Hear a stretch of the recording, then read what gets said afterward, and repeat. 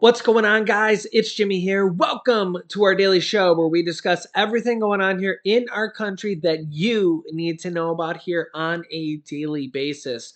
First, we're going to start with President Biden, who during a speech here said some pretty dramatic stuff here. We'll start with this here. Take a listen. What's happened is there are not many real Republicans anymore. By the way, your sitting governor, he's a Republican you can deal with. We disagree. No, I'm serious. But at least he's within the mainstream of the Republican Party. I respect conservative Republicans. I don't respect these MAGA Republicans. And folks, everybody thinks I'm exaggerating when I say this, but they're coming after your Social Security as well. And you think I'm kidding. But I'm not joking. Think about this. Think about what they're doing. And it's all there in black and white. He wants to require Congress to vote on the future of Social Security every 5 years. So, every 5 years, Congress can vote to change, cut, reduce, or entirely eliminate Social Security. How does that make you feel? Do you want to put your Social Security in the hands of Ted Cruz and Marjorie Taylor Greene? I mean it. But it's not just Social Security. Senator Scott wants everything in the federal budget voted on de novo every 5 years it goes out of existence. That includes Medicare, veterans benefits, and everything else. And then along comes Senator Ron Johnson of Wisconsin. This is what they put this in writing now. This is their plan. He thinks 5 years is too long. I'm not joking. You think I'm making this up? He wants to put Social Security and Medicare on the chopping block every single year. You hear Republicans always talk about the deficit, right? About big spending Democrats. Well, guess what? When the last guy was president, he increased the debt by $2 trillion in tax cuts. Not a penny of it paid for, okay? Well, guess what we did? We reduced the deficit. The Inflation Reduction Act lowers the deficit by $300 billion over the next 10 years. And that's on top of the $350 billion I reduced the deficit last year and the $1.5 trillion reduced it this year. 2020, you and 81 million Americans voted to save our democracy. That's why Donald Trump isn't just a former president. He is a defeated former president.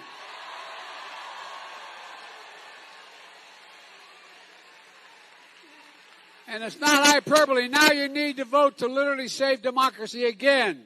My friends, we offer a starkly different version and vision of this country, a vision of a better America that's within our reach, that's within our hands, if we just vote. If we elect 2 more senators, we keep the House and Democrats, we're going to get a lot of unfinished business we're going to get done. Folks, look, we'll codify Roe v. Wade. We'll ban assault weapons. We'll protect Social Security and Medicare. We'll pass universal pre-K. We'll restore the child care tax credit. We'll protect voting rights. We'll pass election reform and make sure no one ever has the opportunity to steal an election again. We're just 76 days away from the midterm election. 76 days. And to state the obvious, there's a lot at stake. So I want to be crystal clear about what's on the ballot this year. Your right to choose is on the ballot this year. The Social Security you paid for from the time you had a job is on the ballot. The safety of your kids from gun violence is on the ballot. And it's not hyperbole. The very survival of our planet is on the ballot. Your right to vote is on the ballot. Even the democracy. Are you ready to fight for these things now? Well, then you need to do one thing. Vote. Vote. You got it. Wow. let me know your thoughts here in the comments. Some Republicans were offended by this speech here by President Biden. You guys can let me know your thoughts here. Um, so, one of the major things he was talking about there was the Social Security, which multiple Republicans, like Senator Ron Johnson, which made major headlines here. I'll show you the details here on the screen. You can see the details right here from the Washington Post. This is all over the New York Times, LA Times. I mean, you pick the the the newsletter, anything here, and it was covered. Senator Ron Johnson suggests ending Medicare and Social Security as mandatory spending programs, meaning that even though you paid into Social Security and you pay into Medicare, if you're on Medicare Part B, you pay into it on a monthly basis, and even though you paid money into Social Security for years and years and years and years, he does not want them to be mandatory spending programs anymore. And there's several other Republicans as well, as you heard President Biden mention there also. He wants them to be non-mandatory spending programs. He wants them to be approved by Congress every single year. So they would not be mandatory spending programs. So this would mean that Republicans and Democrats would have to agree on like a Social Security budget or something along those lines every single year, like they do the government shutdown budgets. And well, I think you can already agree on how many problems this could lead to. How many times have we had government shutdowns and delays? Imagine how many problems this could lead to. There's over 60 million seniors and people on Social Security that literally count on their checks every single month for food and shelter and rent. And think about how many people would be evicted if they didn't pay their rent on the first of the month. There's a lot of unforgiving landlords out there who said, I need paid or else you're out. They don't care. They got bills to pay too. They got to pay their rent. They got to pay their electricity and so on and so forth. They won't care if Congress and Republicans and Democrats have to approve Social Security 1 year and they can't come to an agreement. And they, think about government shutdowns in the past. We've had government shutdowns where Republicans and Democrats couldn't agree for one reason or another. And we had government shutdowns for months. Now imagine if that delayed your Social Security payments, because we're talking about Social Security being agreed upon every year. If a couple of these Republicans got their way, that could potentially, if this happened, would mean that they'd have to agree upon funding for Social Security would not be mandatory. The payments would not go out every year unless Congress agreed on them. What a nightmare that would be. So let me know your thoughts if you're a Social Security recipient. And I'm not on Social Security yet. I'll be 42 years old here soon. But, I've paid into Social Security for over 20 years. I mean, I've been working since I was 14 years old. So I've been paying on Social Security for a lot of years. Let's just put it that way. I don't want all those years I paid in. It's basically like a pension. I've paid in all these years and I expect to get a return on my money. It's like a 401k. I've put in all this money. I expect to get a return. I don't expect Congress to tell me, sorry, we have to approve whether or not you're going to get this money back. I put in and you put in. I mean, if you put in money, money, money, money, money for years and years and years, every paycheck they take money out, you expect to get a return on your money. Not for some congressman somewhere to say, oh, well, maybe you'll get a return if they agree upon it. What? Yeah, so let me know your thoughts here. But a lot of controversy over this one thing here. But some Republicans were mad at what President Biden had to say. You can see this headline here. GOP governor says Biden owes, quote, an apology to Republicans after a, quote, semi-fascist comment. New Hampshire Governor Chris Sununu, a Republican, on Sunday called for President Biden to issue an apology after the president compared the, quote, Make America Great Again, otherwise known as MAGA, wing of the Republican Party to semi-fascism last week. Sunu told CNN's Dana Bash on the State of the Union that the president's comments were, quote, horribly insulting. That the fact that the president would go out and just insult half of America and effectively call half of America semi-fascist, quote, he's trying to stir up controversy. He's trying to stir up this anti-Republican sentiment right before the election. It's horribly inappropriate. Biden said, quote, it's not just former President Trump, it's the entire philosophy that underpins the, I'm going to say something, it's like semi-fascism, the president said. Biden has previously criticized the MAGA wing of the GOP, saying that, quote, this is not your father's Republican Party, and calling it a, quote, different deal.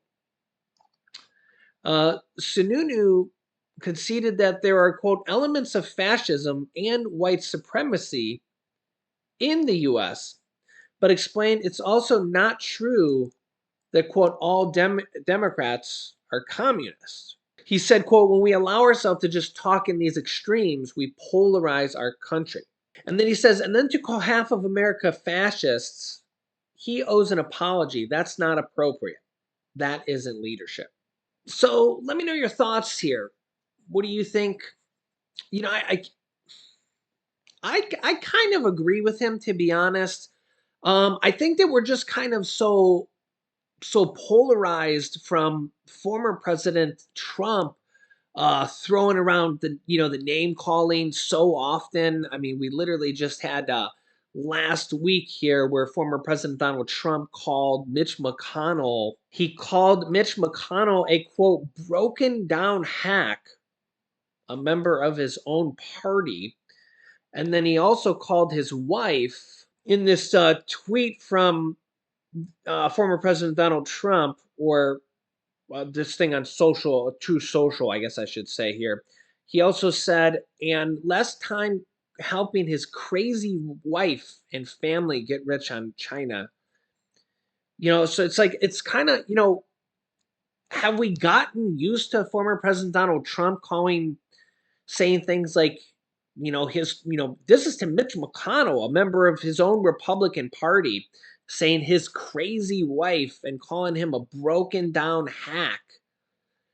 And then Biden comes along and talks about, fascism, which is typically a kind of a term for a far right Republican, and communism is a term for a far left Democrat in kind of general slang, derogatory terms, kind of. Really this, you can let me know your thoughts here on this, but yeah. Personally, if I was president, I wouldn't be doing any of that kind of stuff. But I don't know. Are we in the shock and awe kind of era where these are the things that people say to rally their party or to go for the shock and awe votes? I don't know. It's not the type of president I would be either way. I don't know. It's just not how I talk. You let me know your thoughts here in the comments. And do you think Biden owes Republicans an apology? And if so, do you think Trump owes an apology for every name calling that he says? You think he owes an apology to Mitch McConnell and Mitch McConnell's wife and every time he calls a name to everybody? So, yeah. Next up, NASA will begin a launch to the moon today. That's right. NASA begins countdown for a mission called Artemis 1 moon mission launch starting today in Florida. Take a look. Our team has an amazing inside look and incredible access into the high-stakes Artemis mission, which is set for what could be a historic test launch on Monday. What does the next-generation race to the moon mean for the future of humans in space? Transportation correspondent Gio Benitez has this in-depth report. It's been more than half a century since we pioneered a way to the moon. We choose to go to the moon in this decade and do the other things, not because they are easy, but because they are hard. In 6 remarkable missions under the Apollo program, America landed 12 men on the lunar surface and changed the very nature of what humans are capable of. There's a huge sequence of events that has to happen. It really changes their perspective on everything. It's a dream come true. Now NASA's next era of lunar exploration, called Artemis, is set for liftoff, and it will push the bounds of humanity and our place in the cosmos. You're answering questions that just really haven't been answered before. Everybody is just focused but also excited to be where we are. This time, we're going to the moon to stay. NASA's goal is to establish a permanent moon base that will be the gateway to Mars and beyond. We're going to the lunar South Pole, where we're hoping to find in-situ resources that we can use. We're planning to set up a base camp there on the surface of the moon and develop technologies and operational practices that will set us up to go further on to Mars. And a next-generation space race is brewing, this time not between the U.S. and Russia, but NASA, SpaceX, and China's secretive moon mission. All that starts with NASA's first Artemis test flight Monday that will send an uncrewed spacecraft around the moon to ensure all systems are go before the first mission with astronauts aboard in 2024. To get there, NASA will be using its highly anticipated Space Launch System, or SLS. It's the world's most powerful rocket, 36 stories high, and exceeds the mighty Saturn V of the Apollo program in many ways. We have a lot going on, but we need to stop and be in that moment and celebrate that success, because the team that makes that possible, they've been working on this for years. Years of work to design a spacecraft like the Orion crew capsule, the mission's human-rated module that can support up to 4 astronauts. This system is a blend of technologies. It utilizes material systems that have heritage all the way back to the Apollo era. Very similar chemistry. Physics are still the same 50 years later. The only difference is the size. Apollo 3 astronauts, our vehicle can carry 4. And when all that rocket fuel ignites, well, you know what comes next. The rocket takes off, we eject the solid rocket boosters, the launch abort system comes off Orion. The whole rocket is trying to get these 2 pieces into Earth orbit. So just one lap around the Earth, checking them both out. Our mission control will make sure everything's healthy. We're committed to the moon after only 90 minutes. Right after that, Orion is going to separate from the upper stage, and Orion will continue on its way to the moon. The journey will take Orion 3 days before it reaches the moon in the quiet of space. On future Artemis missions with astronauts aboard, Orion will link up with a dedicated lunar station in orbit around the moon called Gateway. The Gateway is going to be a lunar outpost around the moon. It will be a permanent space station. Here, astronauts will be able to transfer from the Orion capsule to their lunar lander spacecraft and maintain strong communications with Earth. We bring an Orion vehicle in that drops off the crew, and then we have the lander, right? 4 crew will come up in Orion, 2 will stay on Gateway, 2 will go down to the surface. Designed to be expanded, the station can add more modules if and when new missions and partnerships develop. For many years, we've had this wonderful, global presence with our International Space Station. Gateway gives us an opportunity to create a permanent lunar presence and continue that international cooperation. The Gateway station will also be capable of adjusting its orbit to allow access to all regions of the moon, something the Apollo missions could not do. Behind us, we've got the Halo module that's actually being built by Northrop Grumman. This right here is our training module that will go over at the Johnson Space Center for our crews. The station is still here on Earth, with an expected launch no sooner than November of next year. For this first test flight, the Orion capsule will simply gather data on deep space radiation levels as it orbits the moon's surface from a close distance. So we're going to do a close approach of the moon. We'll only be about 60 miles from the surface of the moon. The Orion capsule will also fly by the dark side of the moon, where it will break the max distance record of a human-rated spacecraft set by Apollo 13 in 1970. From there, it's a careful trek back to Earth. The capsule will be traveling at 32 times the speed of sound and will need to slow down. A gigantic heat shield protects everything inside from re-entry temperatures that exceed 5,000 degrees Fahrenheit. It's very effective at isolating heat and rejecting the heat of re-entry, even at those energy levels, and protecting the spacecraft and the crew. Parachutes finally deployed to bring the craft to a comfortable 20 miles per hour for touchdown off the coast of San Diego. This first Artemis mission is expected to take 42 days to complete. This mission being successful is a sign to the world and to the American people that we've been doing our best. And while no humans are on board the Orion capsule just yet, candidates at NASA are busy preparing for a lunar mission in the near future, performing tasks and exercises in one of the world's deepest pools to mimic lunar conditions for astronauts. The Artemis program will put the first woman and person of color on the moon and lay the foundation for crewed missions to Mars and beyond. I love any opportunity we have to work together and cooperate, and it kind of puts us above, space above it all. And something I've heard every astronaut I've talked to and asked about their time in space has said when they look back at Earth and see how fragile it is and how beautiful and wonderful it is, it really changes their perspective on everything.